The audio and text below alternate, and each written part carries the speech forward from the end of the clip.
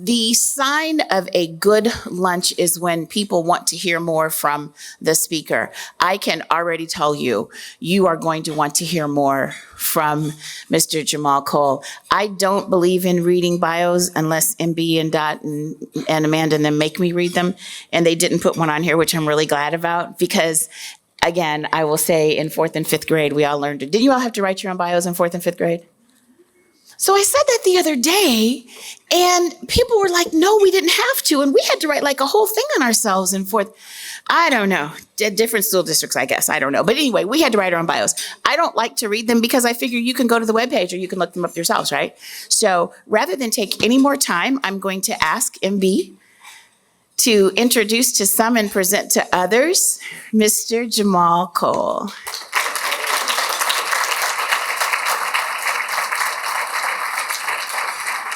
Jahmal, I should have worn my hoodie, huh?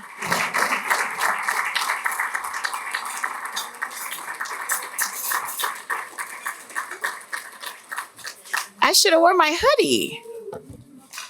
Come on up. Thank you. All right, you got, well, you're supposed to have water in here. Okay. Yeah, there's water in there. All right. Okay, I'll come back with a question. Okay, cool. Okay.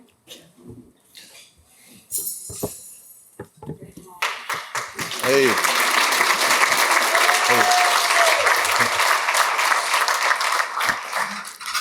Thank you guys for coming to see me speak today. I hear the president speaking down the street at the same time as me. He took a helicopter to his speech. I took the red line here, so it's a difference, right? Shout out to Mother Wade. I love you. Really love you. Chatham all day. I want to say RIP to my father-in-law, Pee Wee, who passed away last week. I'm going to be hopping on a plane after this, go out there to see the family. And then to my daughters and my new son, Justice. He's 2 months old and he's a handful, so.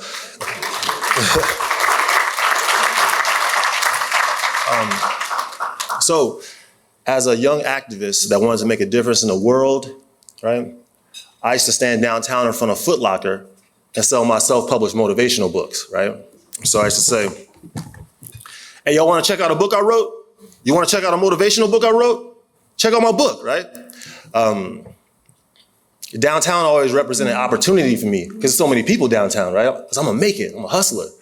Now, of course, you guys know that you can't actually sell anything downtown. I learned that from the cops on the corner, right? But I learned that if you buy the cops coffee, they'll let you ask for donations on the corner, right?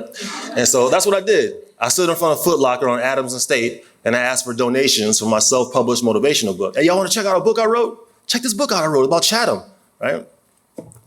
On a good day, I would say 2 out of every 100 people that pass by would stop and buy a book or give me a donation. I was selling it though, right? On a great day, I feel like 3 out of every 100 people that pass by would stop and buy a book. Like, no matter how good or great the day was, 97 people would still say, oh no, I'm good, man. Hey, I'll catch you when I come back. No, right? I'm good, man. My favorite, reason for not buying a book of all time was when I say, hey man, you wanna check out a book I wrote? You're like, no, man, I don't even read. I'd be like, you don't even read? You can save 5 years of time by reading a book, man. You don't read? No, I don't even read, man. All right. They say Chicago is the most segregated city in the world, right? That's what they say about Chicago. That's true, but it's not true downtown between the hours of 3 p.m. and 6 p.m., right in front of Foot Locker on State. It's not true, right? Everybody's getting right off of work. So they're converging onto State Street for the CTA trains, right? I call State Street the confluence or where rivers meet, right? So, I was right there in front of Foot Locker because you can't buy a $200 pair of shoes and not buy a $10 motivational book, right? That's what I thought. I'm gonna guilt you into it. You buying them Jordans? You gotta buy this motivational book I wrote, right? But just as important as it was I was in front of Foot Locker, it was just as important that I was 15 yards away from the opening of the red line. So regardless if you was going north or south, you had to see me. Yeah, you wanna check out a book I wrote? You had to see me right there in front of Foot Locker, right? Man, I talk to people of all different colors, genders, religions, opinions, ethnicities, occupations, all that, man. I learned how to say what's up in every language. What's up, man? In Spanish, I'll be like, hola, right? In Turkish, I'll be like, merhaba, right? In Mandarin, I'll be like, ni hao or zai jian. Listen, y'all, like, when you broke like I was, straight broke, you will learn how to speak a different language. That's a motivator for you, for real. And I was really broke in that corner selling them books. Like, I could afford to get on the red line on 79th Street and come downtown to sell books, but I had to make a sale to get back on the train and come back home, right? Even if I didn't have any money, I'd stand in that corner and sell those books because, if you have money and people told you, no, you about to leave. But if you ain't have no money, you had to grind, right? And so, as you can imagine, getting told no all the time, I had to learn to build up my mental endurance. And I did that by jogging 3 miles a day to build my confidence up. So, I had to learn how to stand guard at the door of my thoughts and not let those no's impact my next sale, right? So that's kind of what I did. And I learned a lot about sales in front of Foot Locker. I learned never to have my flyers in my hand when I was selling books because to avoid the awkward presentation, people would just grab the flyer and keep moving, right? So I kept 3 books in my hand at all times. They want to check out a book I wrote? So if they grabbed it, they see the ISBN, the interior design, they see how good it was, and they'd be more likely to make a purchase, right? I sold way more books on rainy days than I did for sunny days because there was no competition, right? All the bucket boys is inside, right? It was just me on the corner, right? So I learned there's a different energy on State Street than Michigan Avenue. Like Michigan Avenue, that's the touristy energy. There's people moving real fast. You want to check out this, right? They headed to the Bean. They want to sightsee, right? They got a lot of energy. But on State Street, that's where you find the working class Chicagoans, people that want to get involved, people that care about making this a safe and equitable city. So that's where I sold my books, right? Man, I would sit there and I would talk to politicians, media personalities. I would talk to nonprofit leaders, faith-based leaders. Everybody saw me in that corner. And even if they didn't buy a book, man, even if they didn't buy one, after a year of seeing me in that corner, they was like, man, you got the most perseverance I've ever seen. I'm gonna get this book from you, man. I'd be like, I saw a politician one time. I was like, man, you want to check out a book I wrote? He's like, man, I don't even read. I was like, man, bro, you don't read? Come on, man. But I'm just messing around. But one day somebody from Cook County Jail read the book, and this is kind of when my life changed. They bought the book and they came back a few weeks later and said, Jahmal, the book's amazing. Will you come to Cook County Jail and will you speak to the 18-year-olds? I was like, y'all gonna buy some more books? She's like, yeah, we'll buy some more books. I was like, cool. And I got to the jail and they said, oh no, we didn't say 18-year-olds, Jahmal. We said AT. It's an acronym for automatic transfer, right? These young men and women, they're going to prison for 15 plus years. But before they go to prison, will you motivate them and tell them your story? I was like, dang, what they do? I was like, man, for real? 15 years? Okay. And I got to the jail and it's the first time I ever seen shackles. Like slavery shackles, like people really being single file line and walking in shackles, shackled by their ankles, shackled by their wrists, and teenagers in shackles did something to me. And they put me in a small room with about 30 residents. You don't call them inmates, say residents, right? And they were like, hey man, what do you do for a living? And I said, well, I'm an author. I sell my self-published motivational books downtown Chicago. And they was like, what's it like downtown? And I was like, you mean downtown? They was like, yeah. I was like, you mean to tell me you've never been downtown? Like, how many people in here have ever been downtown is what I asked. Nobody said nothing. I was like, you mean to tell me y'all going to prison for 15 years? You ain't never been downtown? That's when I realized they ain't never waited for a taxi. They see Lake Michigan and they say, what ocean is that, right? They never been on an elevator. Their whole worldview was shaped by a few blocks, and it's not their fault. Their whole worldview was shaped by the infrastructure of North Lawndale, of Inglewood, of South Shore, of Chatham. That's not fair. Right? Can't be what you can't see. So I said, man, you know what? Come to the window with me. And in the jail, they had one window where you can look out of it and you can see the Sears Tower. So I was like, man, and I still call it the Sears Tower. I know it's the Willis Tower, but I was like, man, there's a Sears Tower with the 2 big antennas. Behind that, that's the Hancock building. It's got the 2 antennas as well. Here's the Crain's communication building. Here's kind of where I sell books over there. And the teenagers are like, oh, that's my Tesla right there. That's my SRT zooming by. It was like, this kind of car I'm gonna get when I get out, right? So I knew immediately when I was in the jail, I was like, you know what, Jahmal? You should start a program where you go back to these teenagers' neighborhoods and you take them downtown, right? And so it was as simple as that. I was like, okay, if it's 15 currency exchanges in your neighborhood and there's no banks, if you ask a kid, what's a job at a bank? They're like, I don't know, I've never been to a bank, right? If kids want to be chefs, everybody making ramen noodles and they want to be chefs, right? And so I'm gonna take you to the Michael Jordan restaurant so you can see a business of running the kitchen, right? If kids want to be in IT, I would take them to trading firms so they can learn about Microsoft engineering, right? It's all about showing kids better so they can do better. And, I believe traveling is transformative. So right now, right, we work with about 150 students a month, and we take them on educational field trips, and we expose them to different cultures, different professions, different cuisines, right? We call the program My Block, My Hood, My City. Just because when I was in a jail, if you ask kids where they're from, they say, my block is 21st Street, or my hood is the low end. I'd be like, why don't you ever say my city? They'd be like, man, this ain't my city. Ain't no black people downtown. I'm like, man, I'm selling books downtown. I see black people all the time. Ain't no black people in Wicker Park. I was like, man, I want to expand your worldview, right? So we call the program My Block, My Hood, My City. And again, we work with 150 students a month, and we want to do more.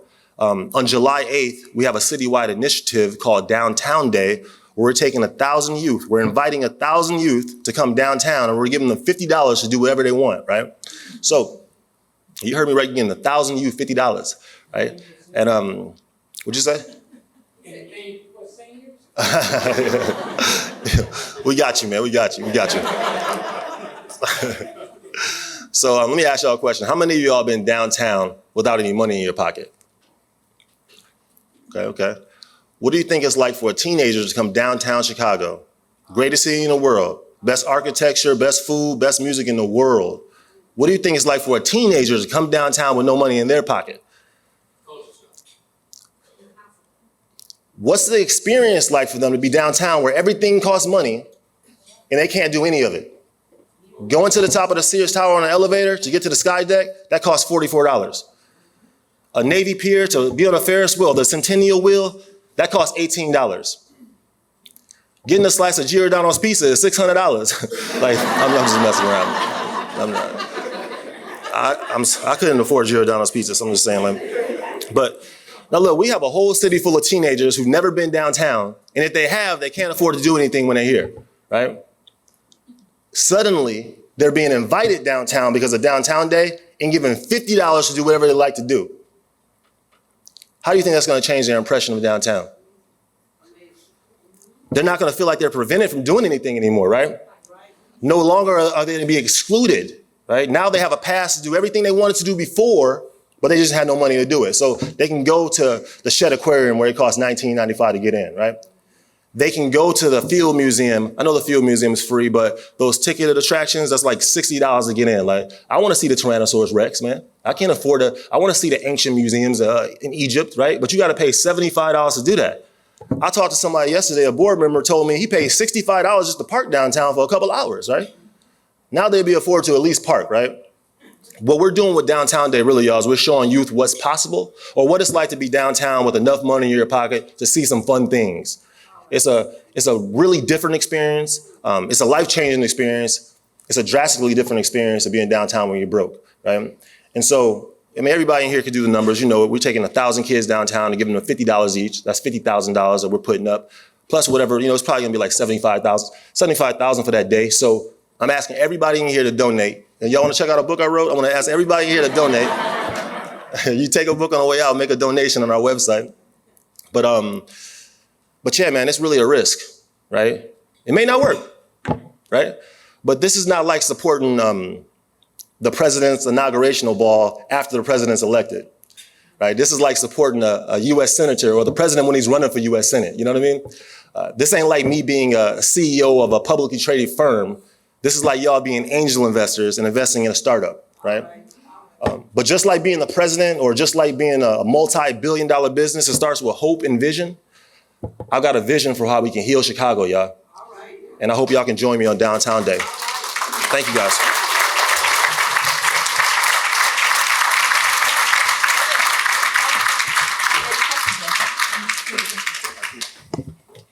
I was like, where are you going? You don't get to leave just yet. So when you hear the inspiration and the excitement in Jahmal's voice, that's all very genuine. He means all of that.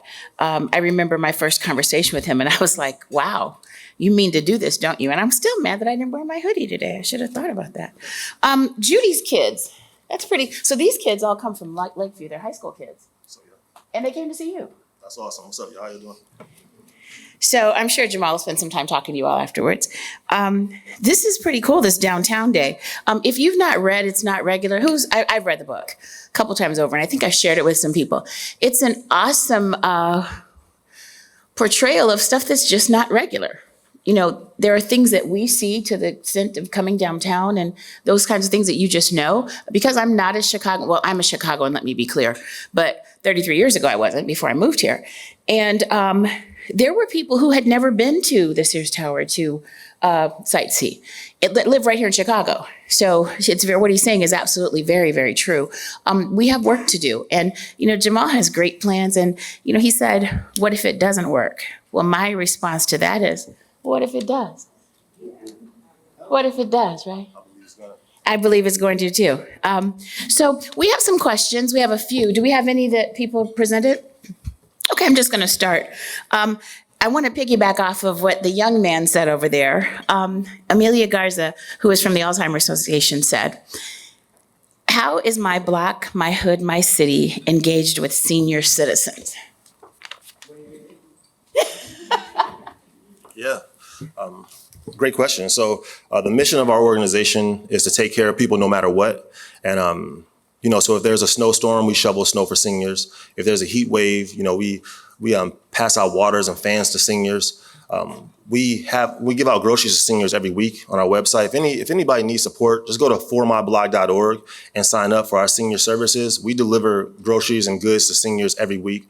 Some people need ramps built for their school. Some people need ramps built for their porch. We take care of people no matter what. We're like the Red Cross for the hood. But I got a great team of people at my block. And just go to our website, formyblock.org, and let us know if you guys need a speed bump on your block, if you need a stop sign, if you don't like the LED lights and you want the fluorescent lights, if you need the alley cleaned up, if you need your yard mowed. We do all that for our seniors. Thank you.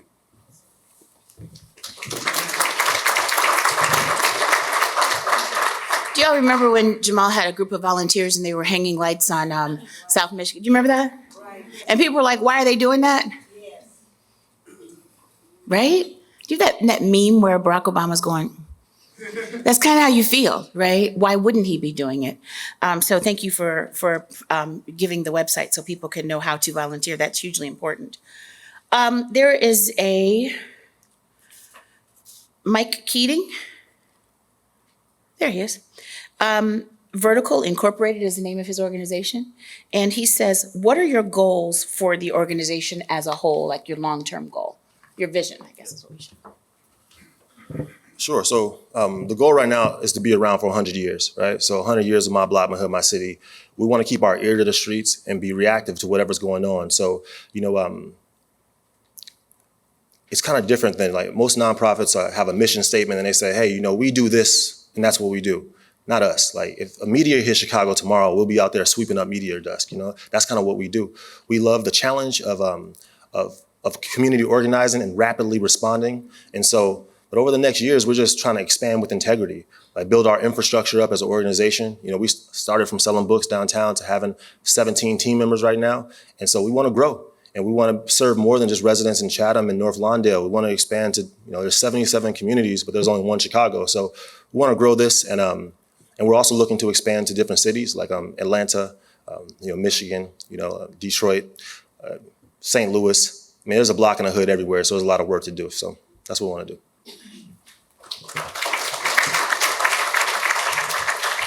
Jahmal has a number of volunteers, but he also has a pretty stealthy staff. Can the My Block, My Hood, My City folks stand up so we'll know where you are?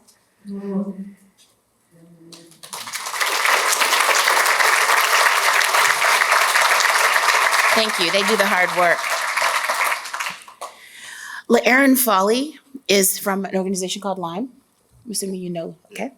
How can private businesses help support the campaign to provide more resources to youth between the ages of 18 and 24?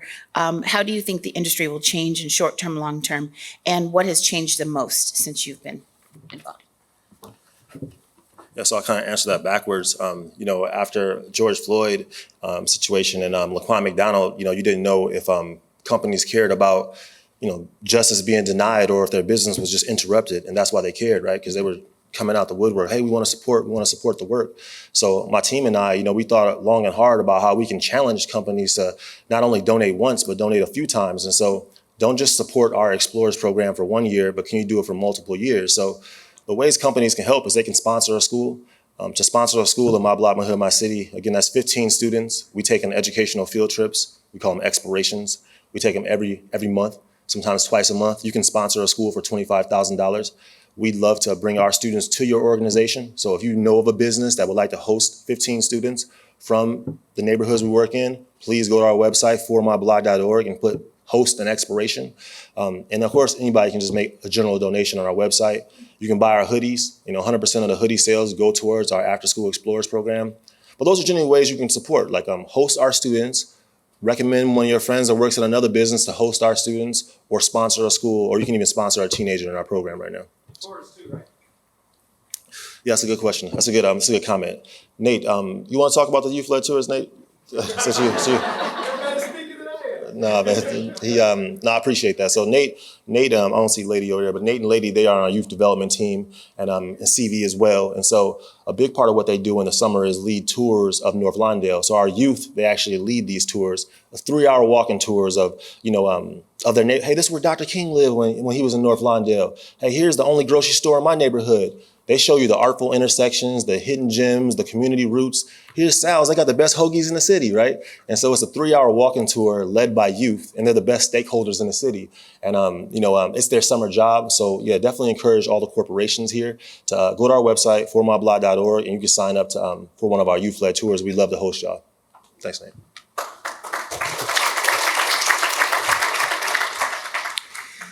So when the young people came to my organization, I missed them. They make me work. I was in a meeting or something.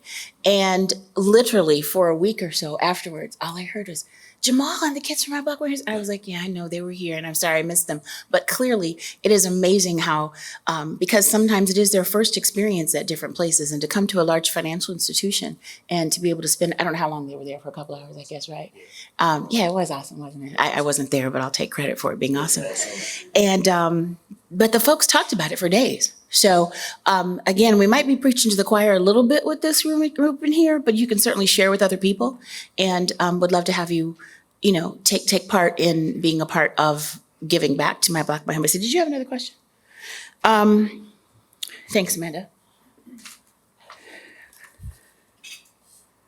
Okay, so 2 things. I'm going to mesh these 2 questions together. One comes from our favorite, Mother Wade. And the other one, I don't know who this comes from because it's anonymous. And I'm going to give you a pass, but normally if I get an anonymous question, I don't answer it because I just want to know who you are. So Mother Wade wants to talk about your plans for crime prevention and keeping the loop safe. And I know she's got some great ideas. And the other person, whom I don't know who sent the question, is saying, can you talk about getting basketball hoops up and going again in the summer in Chicago? And I would say not just basketball, but sports in general, and your running club and all that kind of stuff. For sure. So it's a great question. We've seen what's going on downtown, and just even last night, the looting and people jumping on cars. First of all, with Downtown Day, all the students that are coming are actually part of organizations, and they're going to be with chaperones. We have a plethora of chaperones. Everybody will be wearing My Block, My Hood, My City t-shirts, so you'll be able to identify who they are. We are working with violence prevention programs, not just the police. We're working with youth violence interrupters, or that can de-escalate situations quickly, and they don't have to be, the youth aren't going to be bombarded by all these badges coming up to them when they're downtown. We are working with the Chicago Loop Alliance. We're working with the Magnificent Mile Association. We're working with the First District. We were just there yesterday, and they want it to be a peaceful event. And again, it's a beta event. It's the first time it's happening, but it's important that youth get to come downtown so we can expand their worldview. And everybody's excited, and we're grateful to be partnering with those organizations. As far as the Save Street Ball initiative, summertime is upon us, and all over we're seeing basketball rims being taken down, or steering wheel locks being put on rims so kids can't shoot. That's not fair. Parks belong to everybody. And how you gonna find the next Derrick Rose or the next Isaiah Thomas if people can't, even shoot on the rims? So my great team and I, we've gone to, there's 772 rims in Chicago at about 200 parks. My team's gone to probably half of those, and we've identified over 60 hoops that need to be replaced and hundreds of nets that need to be replaced. So the title of this book is What's Something Simple You Can Do to Have a Positive Impact in Your Block. you have to have a law degree to put up a $12 net, you know what I mean? So anybody can do that in the neighborhood, but it changes the whole feel. But yeah, we are working with the Bulls, the Sky, we're working with Park District, we're working with the Chicago, Crime Lab at University of Chicago. We're working with a lot of different, a lot of Connor Sports, Under Armour, you name it. We're working with a lot of people to put these courts, get these courts back in great condition. So we're trying to save street ball in Chicago because, again, 50 to 60 kids per day can play at those hoops if those hoops are up. And I think that's violence prevention. So those are our two initiatives right now. So.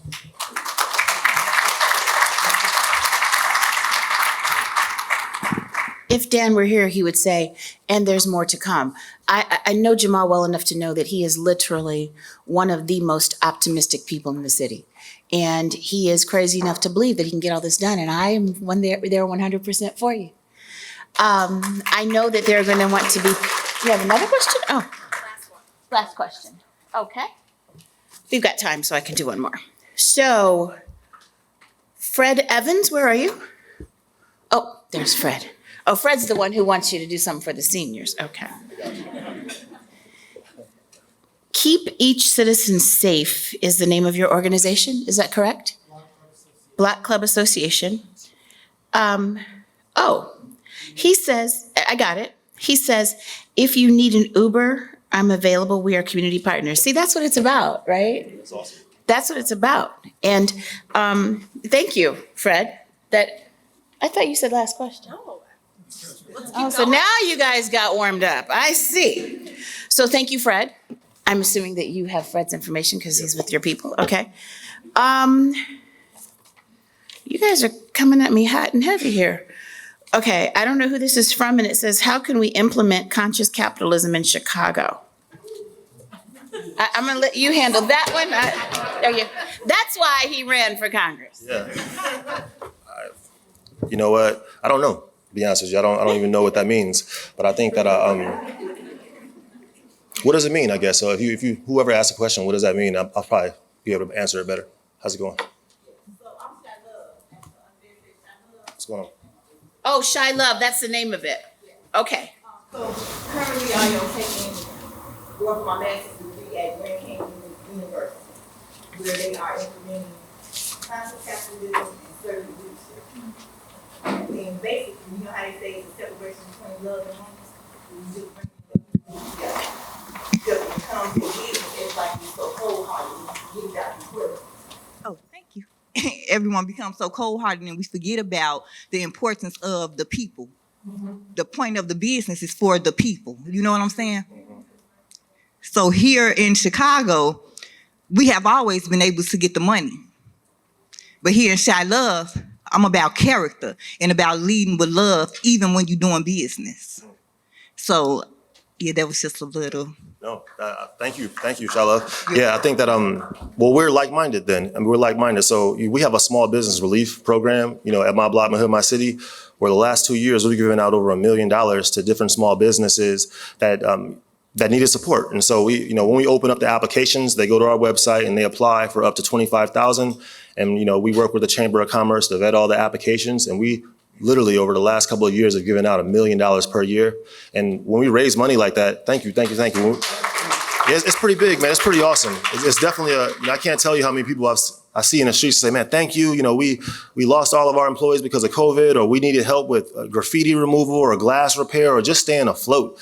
And so I'm just really proud of my team for, just being the hustlers that we are. And we raise our money from small donations. It'd be like 40,000 people making small donations when we raise like $1 million. So that's just a testament to the brand we have. But yeah, I appreciate you asking that question about conscious capitalism. Well, I can't even say it, but I appreciate you asking that question. So, okay, now we are getting close to time. So, well, look at this. This is a rarity. All right, got to heat it up. Okay, well. All right, so so Betty Lou Saltzman, another one of our Chicago historic women, says,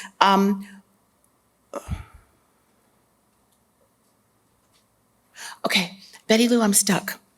And it's because I'm sure that it's my reading ability. Something about Mount Sinai and the CEO would be interested. The hospital. The hospital.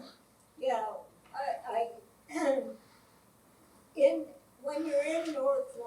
Mm-hmm. Didn't visit Mount Sinai Hospital. Oh, okay. My feeling is that CEO there would be very interested, and it would be a good introduction for the youth to medicine, medical activity. Got it. Definitely, we would love to. We work with at least 60 youth in North Lawndale, and we'd love to come to the hospital and at Mount Sinai. So we'll get your information before we leave, so we can set that up. But a lot of students we work with, they don't have primary healthcare physicians. They just go to the hospital for the emergency room. That's when they go to the hospital when they're sick. And so just learning about what primary care can be, it would be awesome. But also just, but that place means a lot to the North Lawndale community. Really. Before you came in, I talked about Betty Lou and Hetty Radner and Mother Wade being some of the strongest women in the city. So when they ask a question, you stop everything that you're doing. So, oh, Pat, I didn't see you. Where are you? From Bank of America. Oh, I spoke to you earlier and didn't you? Hi. Hey, girl, hey. That's cultural. Some of you will have to figure that out later. That asks, we actually know each other, really. So she asks a really good question. She says, how can you stop the takeovers from downtown? What needs to happen? And I guess to tail on that, I would say, yesterday, the young people that decided that, they decided that they weren't going to be violent in their mind. One of the interview, I don't know if anybody saw the interview. She said, well, we didn't have guns or anything. We were just having a good time. But ma'am, you were jumping on top of cars and what were you doing? So I think that's probably, partly where you're going, because that doesn't help. And I don't know, maybe the young people here have some answers or something. I don't know, but I think that that's the question that Pat's asking, because that's still, in my mind, I think that's still violence, but I'll let you're the master at this. So. Yeah. Yeah, I think that I don't like, I think the youth are becoming scapegoats to people not investing in communities. Like, these communities haven't been invested in a long time, and kids don't have nothing to do. And I would say that whoever planned that takeover, that could be an event planner. Like, you plan to get hundreds of kids downtown. So, when I see kids are always telling me they're breaking into cars, I ask them, how are you doing it? And they say, oh, well, I take the ignition cap off. I see a red wire and blue wire. I twist them together and it starts. I say, what? You sound like a Microsoft engineer right now. And they say, what? I was like, man, yeah, if you have the wherewithal to do something like that, you could be a Microsoft administrator. So I think it starts with meeting kids where they're at and then also holding them accountable. But it takes a lot of investments. You got to invest with these nonprofits that are working with youth. And then with the nonprofits, it's like, we can't serve, more than we can. We have to be honest with ourselves and say, are we really making an impact, or are we just trying to get to numbers, right? And so I think just educating nonprofit leaders about, how best to work with youth, and then hopefully we can have some partners in city government, state government, and federal government that could support nonprofit organizations. But it just starts with investment. That's where I would start. Okay, for real, this is the last one. June from Trash Talking Trash. Where are you, June? I like I like that. That table's kind of hot over there. From Grand Crossing.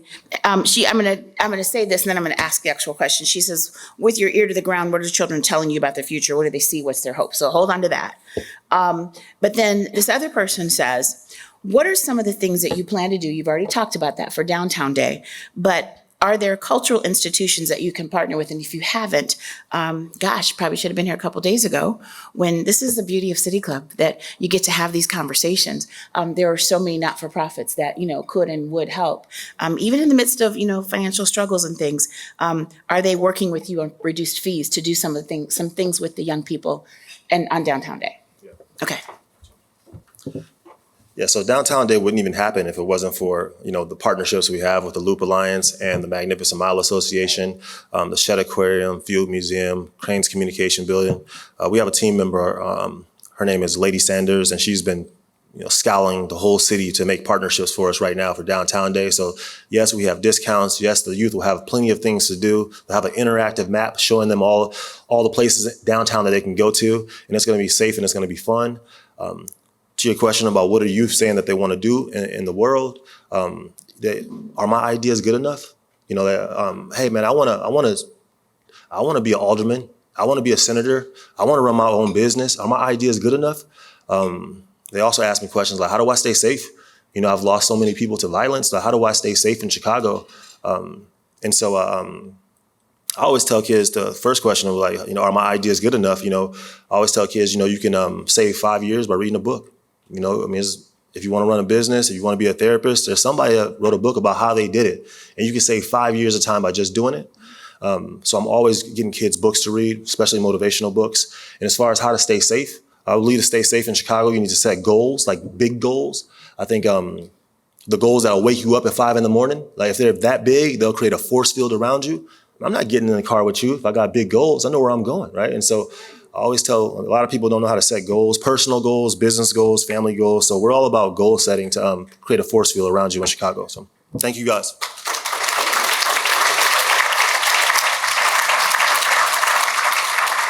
So Jahmal is Chicago's hidden gem, right in public, but he is.